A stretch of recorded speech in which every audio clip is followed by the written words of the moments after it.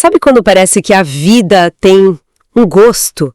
Tem dia que é doce, né? Tudo flui, parece leve.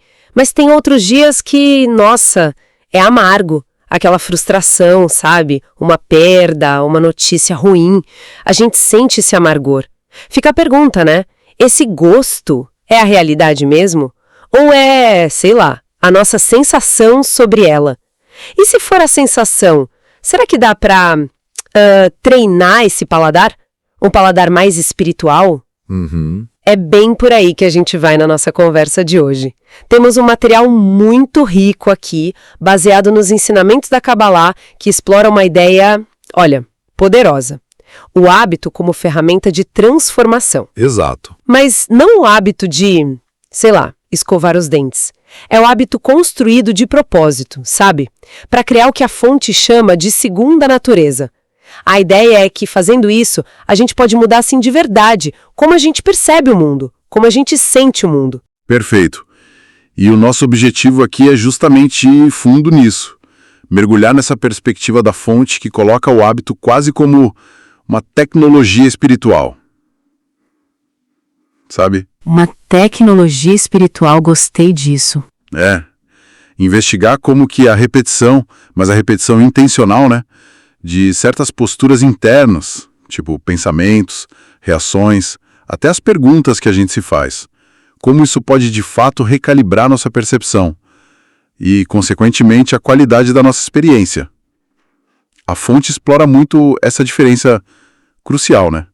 Entre a realidade que seria objetiva do Criador, perfeita, boa, e a nossa vivência dela, que é totalmente subjetiva, filtrada por nós. E tem uma frase da fonte que é muito direta, né? Diz assim: quando a pessoa se acostuma a realizar algo por hábito, então aquilo se converte em uma segunda natureza para ela. Isso nossa, tem um peso enorme. Tem. Porque sugere que a gente não está condenado assim a ser refém das nossas reações automáticas de sempre. A fonte não fala do hábito como rotina boba, mas como um mecanismo mesmo, capaz de reescrever quem a gente é por dentro, pela persistência. É quase como se a gente pudesse se esculpir. Com repetição consciente. Exatamente, é uma visão bem ativa da transformação. E a fonte, para ilustrar isso, usa uma analogia que eu acho muito boa, muito visual. Pensa na realidade divina, que a fonte chama de luz do Criador. Certo. Como se fosse uma estação de rádio transmitindo uma música perfeita, pura harmonia, paz. Agora nós, com a nossa natureza humana comum, que a Kabbalah descreve como um desejo de receber muito focado em nós mesmos, a gente seria como um rádio meio antigo, sabe? Fora de sintonia. Ah, entendi. E aí, o que a gente capta nesse rádio todo desafinado? Só ruído, chiado. Estática, né? Exato. A nossa recepção ruim com a transmissão original.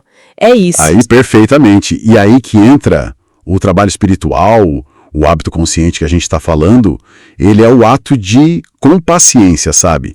Começar a girar o dial desse rádio interno. Paciência, essa é a palavra-chave, imagino. Sem dúvida.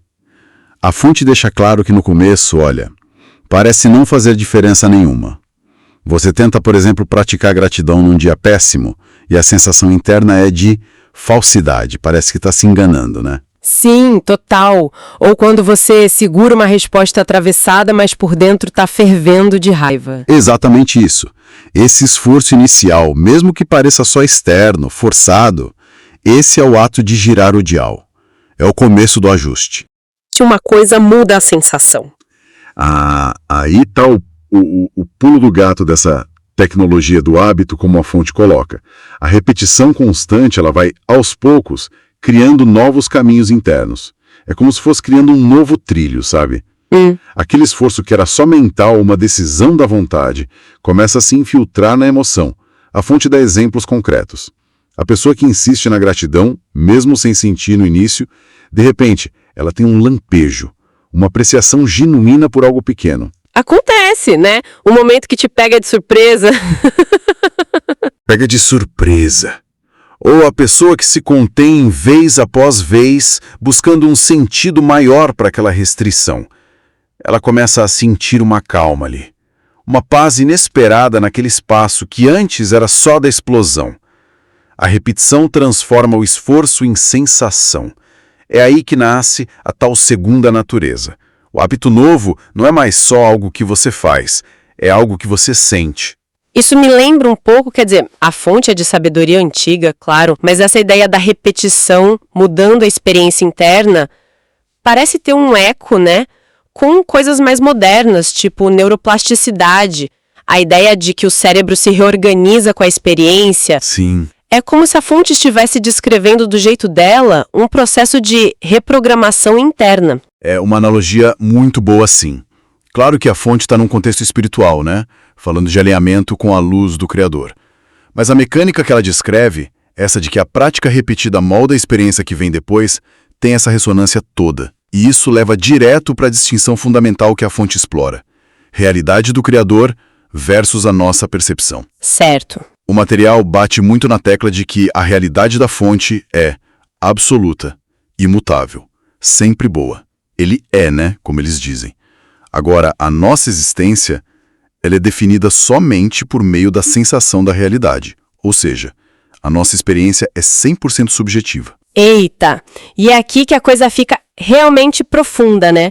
Porque se a realidade que a gente vive é a nossa sensação, a implicação disso, segundo a fonte, é quase radical, né? É radical. O sofrimento, o caos, a escuridão, aquele gosto amargo, nada disso existe na fonte original, na luz. Se a luz é sempre o bom que faz o bem, então, de onde vem a dor? A sensação ruim não está vindo da estação de rádio. Não vem de lá, exatamente. A dor, o amargor, de acordo com essa visão, surge do atrito. É o choque. O choque entre essa luz, que é perfeita, e o nosso recipiente, o nosso vaso, que é a nossa natureza interna, nosso desejo de receber. Quando ele está desalinhado, distorcido pelo egoísmo, focado só em receber para si, imagina tentar colocar água pura num copo sujo. A água continua pura, mas a experiência de beber vai ser ruim, por causa do copo. Entendi. Então a fonte está dizendo que a causa principal do nosso sofrimento não está nos eventos em si, mas na nossa configuração interna quando a gente recebe esses eventos. É isso, precisamente. Se a gente junta tudo isso, a mensagem central é que a transformação de verdade não acontece tentando mudar a transmissão, os eventos externos, que muitas vezes a gente nem controla, né? Impossível controlar tudo. Pois é, a mudança real acontece ajustando o receptor, a nossa própria percepção, a nossa reação interna. A mudança-chave, ela ocorre dentro da gente. É uma mudança de sintonia. Para tentar deixar isso ainda mais claro, a fonte traz 2 arquétipos, digamos assim, 2 estados de consciência que a gente pode ter diante da dificuldade, do tal sabor amargo. São eles, o rachá, que normalmente traduzem como ímpio ou malvado, e o tzadik, o justo. Mas é super importante entender, e a fonte reforça isso, que não é um julgamento moral raso, tipo pessoa boa e pessoa má. São estados de percepção. Correto. São como 2 modos de operar da consciência quando ela encontra o desafio. O rachá, nesse contexto da Kabbalah, é descrito como o estado em que a pessoa passa pelo amargo, uma perda, uma decepção, uma injustiça, o que for, e por causa da sintonia interna dela, o rádio mal ajustado, lembra? Ela condena o Criador. Condena o Criador. O que isso quer dizer na prática? Quer dizer que a percepção dela é que o mundo é falho, é caótico, injusto por natureza. Ela sente que a fonte, o universo, Deus, o nome que se dê, a abandonou, ou então é cruel. É um estado de separação, de se sentir vítima das coisas. Entendi. E qual seria a alternativa, o outro estado, o do tzadik? O tzadik, ele é aquele que passa exatamente pelo mesmo gosto amargo, mas ele foi treinado pelo hábito. Ele desenvolveu aquela segunda natureza para, como a fonte diz, justificar o Criador. Justificar o Criador. Isso soa um pouco estranho. Significa aceitar tudo passivamente? Não é isso. É uma ótima pergunta. Não é aceitação passiva, nem concordar com o sofrimento.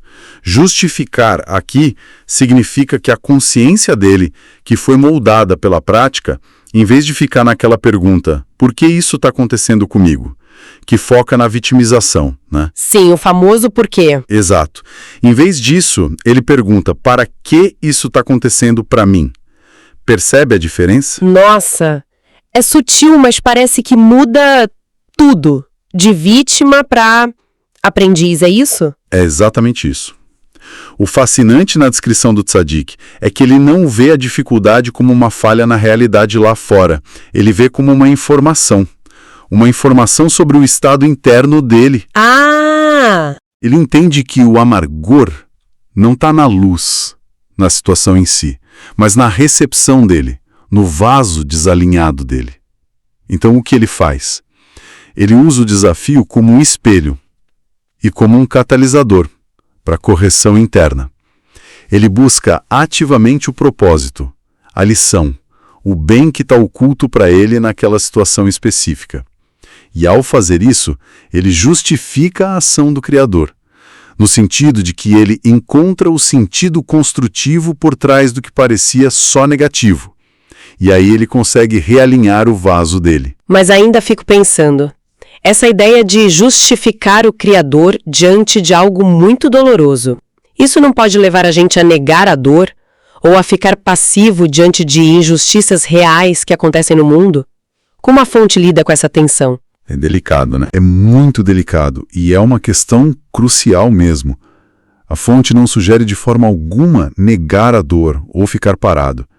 A justificação aqui é um processo interno, é busca de sentido e correção pessoal. Não é desculpa para não agir no mundo ou para invalidar o sofrimento de jeito nenhum. Entendi. Trata-se de reconhecer a dor, sim, claro que sim, mas escolher conscientemente não ficar preso no estado de condenação, o estado do rachá, que só gera mais separação e mais sofrimento interno. Em vez disso, se busca o estado de justificação, o do tzadik, para usar a experiência como alavanca para o crescimento interior. E, a partir daí, quem sabe, agir no mundo de forma mais construtiva, com mais clareza, menos reatividade egóica. Faz sentido. Construído ou para os justos completos ou para os malvados completos. Isso sugere que em cada momento difícil, a gente está escolhendo operar a partir de um desses polos, ou buscando sentido e conexão, como o tzadik, ou caindo na reclamação e na separação, como o rachá. É uma escolha momento a momento. É uma escolha constante de perspectiva interna. Faz muito sentido. E todo esse treinamento pelo hábito, essa busca pelo estado do tzadik, qual que é o objetivo final disso tudo? Onde que essa jornada de transformação interna leva a gente, segundo essa visão da Cabala? O destino final que a fonte aponta é alcançar a semelhança de forma com o Criador. É um conceito bem profundo na Cabala. Semelhança de forma. Significa alinhar a nossa natureza interna, o nosso vaso, com a natureza da própria fonte. E como que isso se traduz na nossa experiência, assim, no dia a dia? Tem um trecho de um poema sagrado, que a fonte cita, acho que chama A Unificação, que talvez dê uma pista. Diz assim: como ele sempre serás, escassez e excesso em ti não haverá. O que isso quer dizer na prática? Sem escassez nem excesso. Olha, dentro dessa lógica que a fonte apresenta, significa o seguinte: quando, através desses hábitos conscientes, sabe, praticar a gratidão mesmo quando está difícil, segurar a reatividade, buscar o bem oculto ativamente, transformar o desejo de só receber para si num desejo de doar, de compartilhar, de se parecer com a natureza doadora da fonte, quando a gente consegue refinar nosso vaso, nossa natureza interna, ele começa a vibrar na mesma frequência da luz, digamos assim. E o resultado disso seria? O resultado descrito é o fim daquela montanha-russa emocional, que cansa tanto a gente. Acaba aquela gangorra de sentir falta e sentir excesso. Não tem mais a angústia da escassez, nem a ansiedade do apego, o medo de perder. Nossa. O que surge, segundo a fonte, é um estado de fluxo, de paz interior constante, um equilíbrio dinâmico que reflete a natureza do próprio Criador, que é descrito como plenitude, doação total. A pessoa passa a sentir o bom sabor em tudo, não porque o mundo lá fora mudou magicamente, certo, mas porque ela se tornou por dentro uma fonte desse bem, alinhada com a fonte maior. A percepção dela mudou completamente. Uau! Isso é muito inspirador. Mas ao mesmo tempo parece um objetivo tão elevado, né? Como que a gente começa a aplicar isso? A cultivar esse novo paladar espiritual no meio da correria, das contas para pagar, dos problemas do dia a dia? A fonte dá alguma dica prática? Algum caminho? Sim, felizmente dá. Tem um exercício bem concreto que ela sugere para iniciar esse cultivo. É um primeiro passo para treinar essa nova resposta interna. Ah, que ótimo! Então vamos lá, vamos desmembrar isso. Qual seria o passo a passo? A proposta é a seguinte: na próxima vez que o sabor amargo aparecer, sabe? Uma frustração no trabalho, uma briga em casa, uma notícia ruim, a primeira coisa, intencional, parar. Parar. Nem que seja por um segundo. Respira fundo, só para criar um espacinho mínimo entre o estímulo e a relação automática que viria. Em vez de já explodir ou sair reclamando. Exatamente. O segundo passo é um reconhecimento interno. É dizer para si mesmo, sabe?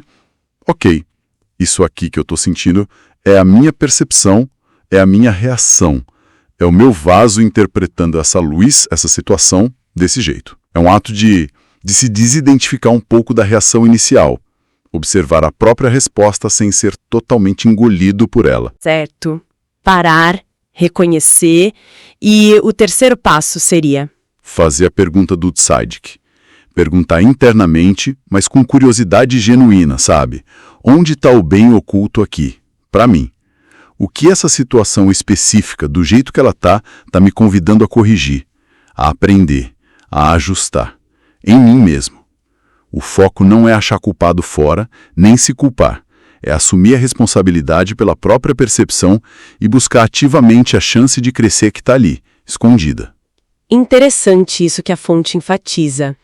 Que só o ato de fazer a pergunta já é o começo do hábito. Já é o primeiro giro no dial. Não precisa ter a resposta na ponta da língua, né? Não precisa mesmo, correto. A fonte sugere que o poder inicial está na mudança de postura interna. É sair da reclamação passiva, olha o que fizeram comigo, para o questionamento ativo e responsável. O que isso me ensina sobre mim? Entendi. O processo seria tipo transformar a reclamação automática em questionamento intencional. Aí, transformar o questionamento em busca pelo propósito escondido e transformar essa busca numa forma de se conectar com essa ideia de uma realidade maior, mais sábia, boa, mesmo quando a aparência diz o contrário. Ou seja, mesmo que a resposta não venha logo de cara, o ato de perguntar já começa a reprogramar o jeito da gente encarar as dificuldades. Exatamente. A conclusão prática reforça muito essa ideia central da fonte. A nossa realidade, a que a gente experimenta, em grande parte, moldada pela nossa sensação interna. E a notícia boa é que essa sensação não é fixa. Ela pode ser treinada, reeducada, através de hábitos conscientes de pensamento e de percepção. A chave, segundo o material, é começar pequeno, ser consistente nessa prática da pergunta interna e observar. Observar com curiosidade, quase como um cientista. Como que o sabor que predomina no mundo ao redor pode, aos pouquinhos, começar a mudar. Então, resumindo um pouco a nossa exploração de hoje, a grande ideia que a gente investigou aqui, com base na fonte, é que os hábitos, se a gente olhar para eles como uma tecnologia espiritual mesmo, oferecem um caminho bem concreto para a gente reconfigurar nossa percepção interna. É sobre essa possibilidade real de sair de uma reação automática de condenação quando a vida fica amarga para uma busca consciente, uma busca pelo propósito, pela correção interna, um movimento de alinhamento com uma visão de mundo que a fonte descreve como sendo, na essência, boa e equilibrada. Isso. Então, o que tudo isso significa, lá no fundo? Para mim, parece significar que a gente tem mais agência sobre a qualidade da nossa própria experiência de vida do que a gente costuma imaginar, mesmo quando as coisas lá fora estão difíceis. A chave estaria nessa capacidade de treinar a nossa percepção. Exatamente. E isso nos deixa, talvez, com uma questão final, para a gente pensar um pouco mais, uma provocação que sai direto do que a gente conversou aqui. Manda. Se a nossa percepção individual é tão tão determinante assim para formatar nossa experiência da realidade, como a fonte sugere? E se essa percepção pode, de verdade, ser treinada, ser moldada por hábitos conscientes, qual seria, então, o verdadeiro alcance da nossa responsabilidade pessoal pela qualidade da nossa jornada no mundo, mesmo diante de desafios externos que são inegavelmente reais e, às vezes, muito, muito dolorosos? Onde que termina a influência de fora e começa o poder da nossa sintonia interna?